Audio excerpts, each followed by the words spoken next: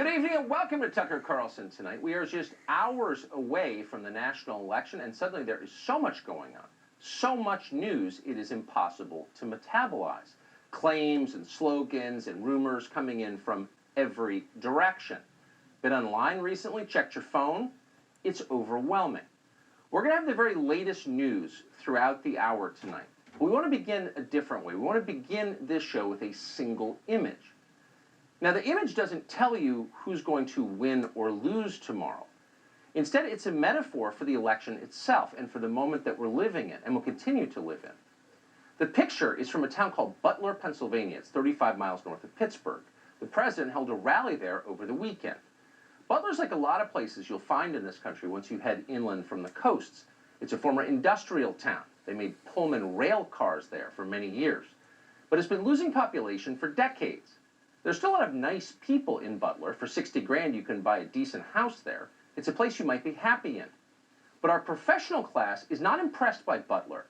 They don't consider Butler, Pennsylvania, or places like it, the future. To them, places like Butler are embarrassing relics of a past best forgotten. The men of Butler may have built this country, and they did, but they mean nothing to our leaders now.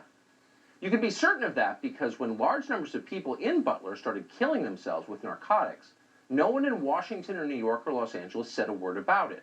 And so it continued. There have now been so many opioid deaths in Butler that a few years ago residents built an overdose memorial in the middle of town. MSNBC didn't cover that. So given all of that, it was interesting how the people around Butler feel about Donald Trump. Here are the pictures of the president's rally there on Saturday night. Tens of thousands of people came. So many people that the crowd obscured the horizon. It looked like a visit from the Pope. When was the last time a political speech drew that many people? Well, the media didn't ask. Instead, they attacked the rally as a super spreader event. Trump endangers thousands in Pennsylvania. Okay, we'll leave the epidemiology to CNN. But the question still hung in the air.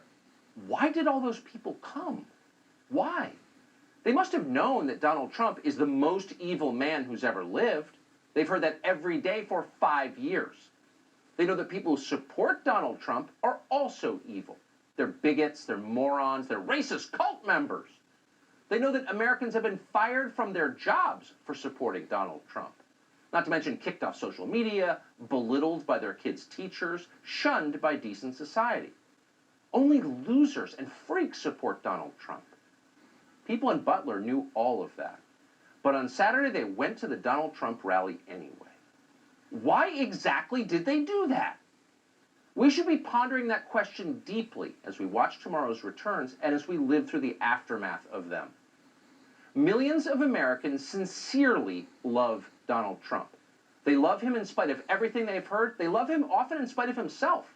They're not deluded. They know exactly who Trump is. They love him anyway. They love Donald Trump because no one else loves them. The country they built, the country their ancestors fought for over hundreds of years, has left them to die in their unfashionable little towns, mocked and despised by the sneering half-wits with finance degrees but no actual skills who seem to run everything all of a sudden. Whatever Donald Trump's faults, he is better than the rest of the people in charge. At least he doesn't hate them for their weakness. Donald Trump, in other words, is and has always been a living indictment of the people who run this country.